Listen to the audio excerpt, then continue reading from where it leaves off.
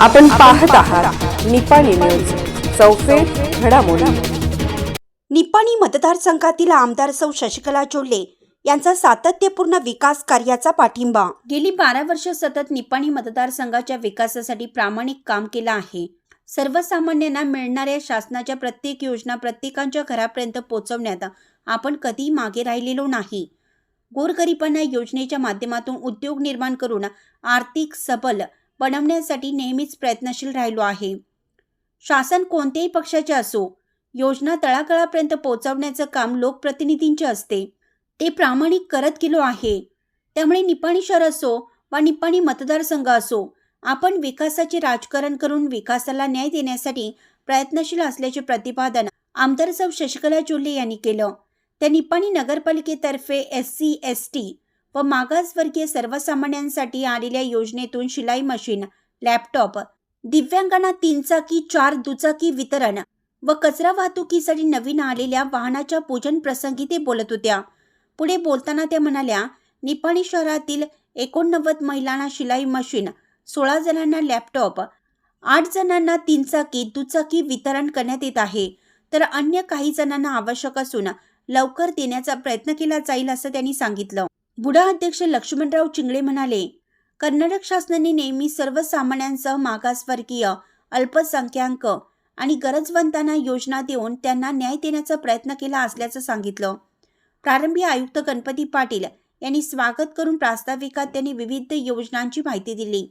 यावेळी माजी नगराध्यक्ष जयवंत पाटले, माजी उपनगराध्यक्ष सुनील पाटील, संतोष सांगावकर, नीता बागडे, माजी सभापती राजू कुंतेशा, माजी नगरसेविका सुजाता कदम, कावेरी मिरचे, आशा टवळे, प्रभावती सूर्यवंशी, अरुणा मुतकुडे, ॲडव्होकेट संजय चव्हाण, दीपक सावंत, विजय टवळे, पर्यावरण अभियंता चंद्रकांत गुडण्णावर यांच्यासह लाभार्थी व पालिकेचे पदाधिकारी कर्मचारी उपस्थित होते।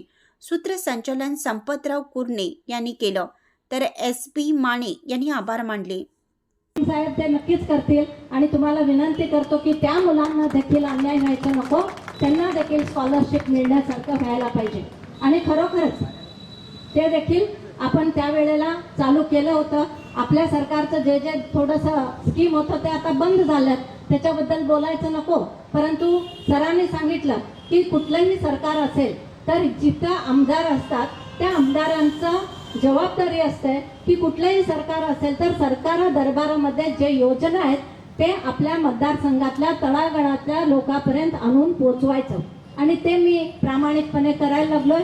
आपलं काँग्रेस सरकार असलं तरी, भाजपा सरकार असलं तरी, आणि सरकारचं देखील अधिकार आहे, त्यांचा देखील हक्क आहे की कुठं आमदार असतात तिथं त्यांनी सरकारची योजना पोहोचवायलाच पाहिजे। थोडं वर चढ होईल, थोडं जास्त कमी होईल, परंतु ती योजना इथपर्यंत आणून पोहोचवण्याचा एक प्रामाणिक प्रयत्न आपल्याकडून होणार आहे। लॅपटॉप वितरण केलं, त्याच पद्धतीने 32 लॅपटॉप होतं आणि ह्याच्यामध्ये शिलाई मशीन 89 गेल्यानंतर 89 शिलाई मशीन, मला मराठी आकडा येत नाही म्हणून विचारायला लागले, 89 आपल्याला शिलाई मशीन होतं, परंतु अर्ज आलेत बघा 313, परंतु अर्ज जास्त आलेत।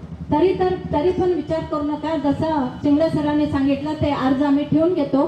नेक्स्ट योजनेमध्ये जे काही शिलाई मशीन येतील ते जे कोणी डॉक्युमेंट्स द्याल त्यांनाच आपण वितरण करतो, त्यांनी सुद्धा नाराज होऊ नये असं मी तुम्हाला सांगू इच्छितो। असे जे अपंगांचं, जे दिव्यांग लोकांचं स्कूटी आहेत ते देखील 8 आलेले आहेत।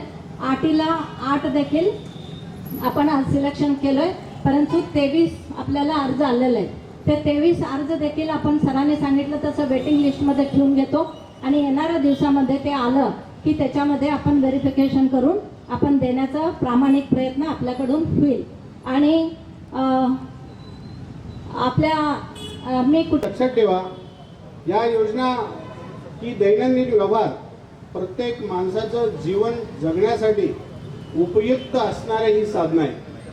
व्हेकल असेल, शिलाई मशीन असेल, लॅपटॉप असेल किंवा अन्य काही वाहनं असतील, ज्या माणसाचं जीवन त्याच्यावर अवलंबून आहे, सोर्स ऑफ इन्कम म्हणजे उत्पन्न कशामुळे निर्माण होतं, अशा वस्तू जर गरिबांच्या हातामध्ये मिळाले तर निश्चितपणानं त्या ठिकाणी त्या हाताला काम दिल्यासारखं होईल आणि त्यांचं घर चालण्यासाठी आर्थिक एक मदत किंवा सोर्स आपण ज्याला म्हणतो, उत्पन्नाचा सोर्स निर्माण होतो आणि सुखा समाधानानं आपलं जीवन कंठू शकतात आणि घर व्यवस्थितपणे चालू शकतात.